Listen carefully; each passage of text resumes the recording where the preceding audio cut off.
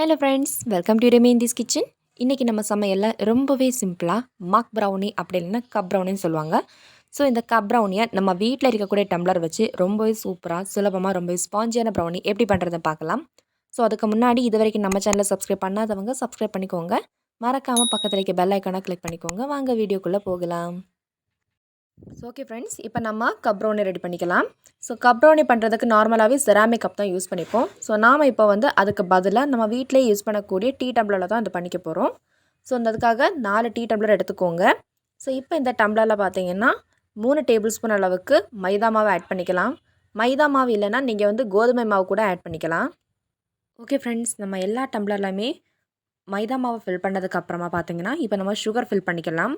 So அதுக்கு பார்த்தீங்கன்னா 2 table spoon அளவுக்கு எல்லா டம்ளர்லையுமே சுகர் ஆட் பண்ணிக்கோங்க.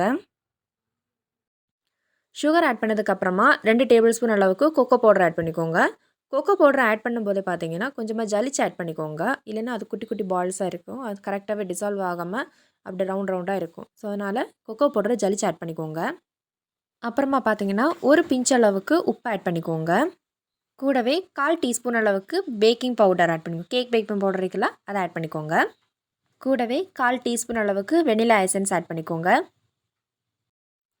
ஸோ அப்புறமா பார்த்தீங்கன்னா 2 டேபிள் ஸ்பூன் அளவுக்கு மெல்டட் கீ இல்லைன்னா பட்டர் ஆட் பண்ணிக்கோங்க.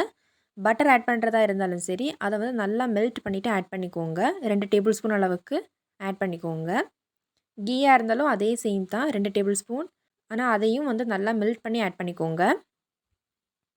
ஓகே ஃப்ரெண்ட்ஸ், ஃபைனலாக பார்த்தீங்கன்னா ஒரு 3 டேபிள் ஸ்பூன் அளவுக்கு நல்லா காய்ச்சின பால் ஆட் பண்ணிக்கோங்க. ஓகே ஃப்ரெண்ட்ஸ், இப்போ இதெல்லாத்தையும் சேர்த்து நம்ம நல்லாவே மிக்ஸ் பண்ணி விட்டுக்கலாம். ஒரு ஃபோக் இல்லைனா சின்ன சைஸ் விஸ்க் யூஸ் பண்ணி நல்லாவே மிக்ஸ் பண்ணி விட்டுக்கோங்க. பெட்டர் ஃபோக் யூஸ் பண்ணிக்கோங்க. இப்போ நம்ம ஆட் பண்ணியிருக்க எல்லா இன்க்ரீடியன்ஸுமே நல்லாவே மிக்ஸ் பண்ணி விட்டுக்கலாம். எந்த ஒரு இன்க்ரீடியன்ஸுமே மிஸ் ஆகிடக்கூடாது. அதனால் நம்ம நல்லாவே ஃபோக் யூஸ் பண்ணி நல்லா மிக்ஸ் பண்ணி விட்டுக்கோங்க. நம்ம ஆட் பண்ணிக்க எல்லா இன்க்ரீடியன்ஸுமே ஒன்றுக்கு ஒன்று நல்லாவே மிக்ஸ் ஆகிடணும். ஸோ பேட்டர் ரொம்ப திக்காக இருக்கக்கூடாது. ஸோ அதை லூசனிங் பண்ணிக்கிறதுக்காக கொஞ்சமாக நீங்கள் வந்து 1-2 டேபிள் ஸ்பூன் அளவுக்கு பால் இடையில ஆட் பண்ணிக்கோங்க.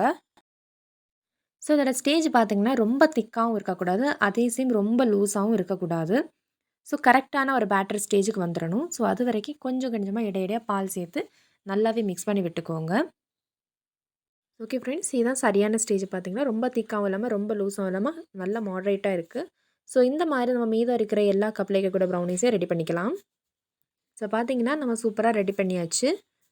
ஸோ நெக்ஸ்ட் பார்த்திங்கன்னா இந்த ப்ரௌனிஸோட மேலாப்பில் பார்த்திங்கன்னா கொஞ்சமாக நட்ஸ் ஆட் பண்ணிக்கலாம். எந்த நட்ஸ் வேணால் ஆட் பண்ணிக்கோங்க. கேஷ்யூ நட்ஸாக இருக்கட்டும், இல்லை கொஞ்சம் ஆல்மண்டா, பிஸ்தாஸா எது வேணால் ஆட் பண்ணிக்கோங்க. நான் பார்த்திங்கன்னா கொஞ்சம் சாப் பண்ணி வச்சுருக்கிற கேஷ்யூ நட்ஸ் ஆட் பண்ணிக்கிறேன். ஸோ ரொம்ப ஆட் பண்ணிக்க வேண்டாம், கொஞ்சமாக ஆட் பண்ணிவிட்டு ஒரு ஃபோக் இல்லைனா மறுபடியும் ஏதாவது விஸ்க் யூஸ் பண்ணி இந்த ப்ரௌனி பேட்டரோட மறுபடியும் அந்த கேஷ்யூ நட்ஸ் வந்து நல்லா மிக்ஸ் பண்ணி விட்டுக்கோங்க. ஓகே ஃப்ரெண்ட்ஸ், நம்ம கேஷ்யூ நட்ஸை மிக்ஸ் பண்ணி விட்டதுக்கப்புறமா கொஞ்சமாக சாப் பண்ணி வச்சுருக்கிற சாக்லேட்ஸ் ஆட் பண்ணிக்கோங்க. ரொம்ப ஆட் பண்ணிக்க வேண்டாம், கொஞ்சம் கொஞ்சமாக ஆட் பண்ணிக்கோங்க. அப்படி இல்லைனா நீங்கள் வந்து சாக்கோ சிப்ஸ் கூட ஆட் பண்ணிக்கலாம். சாக்கோ சிப்ஸ் எப்படி பண்ணுறதுன்னு லிங்க் நான் கீழே டிஸ்கிரிப்ஷன் பாக்ஸ்லேயும் கொடுத்துருக்கேன். சேம் டைம் வந்து மேலே கார்ட்ஸ்லேயும் வந்திருக்கேன். ஸோ மறக்காமல் பார்த்துக்கோங்க. இது கூடவே பார்த்தீங்கன்னா கொஞ்சமாக சாப் பண்ணி வச்சுருக்கிற கேஷ்யூ நட்ஸ் நம்ம ஆட் பண்ணிக்கலாம். ஃபோக் யூஸ் பண்ணி நல்லாவே மிக்ஸ் பண்ணி விட்டுக்கோங்க. ஸோ மறுபடியும் பார்த்தீங்கன்னா நம்ம மீதம் இருக்கிற கேஷ்யூ நட்ஸ் எல்லாத்தையுமே நம்ம ஆட் பண்ணிக்கலாம். ஆட் பண்ணதுக்கப்புறமா மறுபடியும் சாப் பண்ணி வச்சுருக்கிற சாக்லேட்ஸ் அப்படின்னா சாக்கோ சிப்ஸை ஆட் பண்ணிக்கோங்க.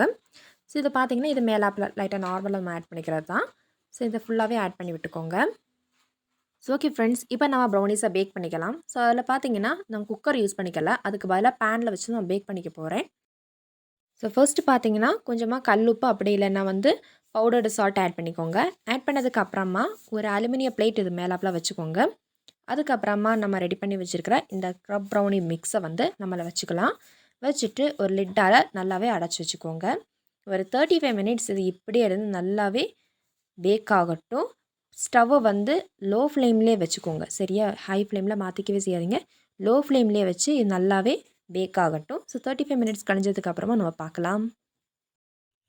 ஸோ ஓகே ஃப்ரெண்ட்ஸ், 35 மினிட்ஸ் ஆகிடுச்சு. பாருங்கள், நம்ம கப் ப்ரௌனி சூப்பராக வந்துடுச்சு. ஸோ இப்போ இது வந்து ரெடி ஆகிடுச்சா இல்லை நம்ம எப்படி செக் பண்ணுறதுன்னு பார்த்தீங்கன்னா ஒரு டூத் ஸ்டிக் அப்படின்னா ஒரு சின்ன ஸ்டிக் யூஸ் பண்ணி நல்லா இதில் வந்து ப்ரெஸ் பண்ணி பாருங்கள். ப்ரெஸ் பண்ணி பார்த்தீங்கன்னா எந்த ஒரு எசன்ஸுமே வரலைன்னா நம்ம ப்ரௌனி சூப்பராக ரெடி ஆகிடுச்சின்னு அர்த்தம். ஸோ பாருங்கள், நம்ம ப்ரௌனி சூப்பராக ரெடி ஆகிடுச்சு. ஸோ இந்த மாதிரி மீதம் இருக்கிற 2 கப் ப்ரௌனிஸையும் நம்ம பேக் பண்ணி எடுத்துக்கலாம். ஸோ ஓகே ஃப்ரெண்ட்ஸ், சூப்பரான நல்ல சாஃப்டான கப் ப்ரௌனி சூப்பராக ரெடி ஆகிடுச்சு. அதுவும் நம்ம வீட்டில் இருக்கக்கூடிய டம்ளர் வச்சு நம்ம சூப்பராக இந்த கப் ப்ரௌனி ரெடி பண்ணியிருக்கோம். ஸோ இப்போ இதை வந்து நம்ம டேஸ்ட் பண்ணி பார்த்துக்கலாம். பாருங்கள், எடுக்கும்போது ரொம்பவே சாஃப்டாக சூப்பராக வந்திருக்கு. ஸோ இதை டேஸ்ட் எப்படி இருக்குன்னு நம்ம செக் பண்ணி பார்த்துக்கலாம்.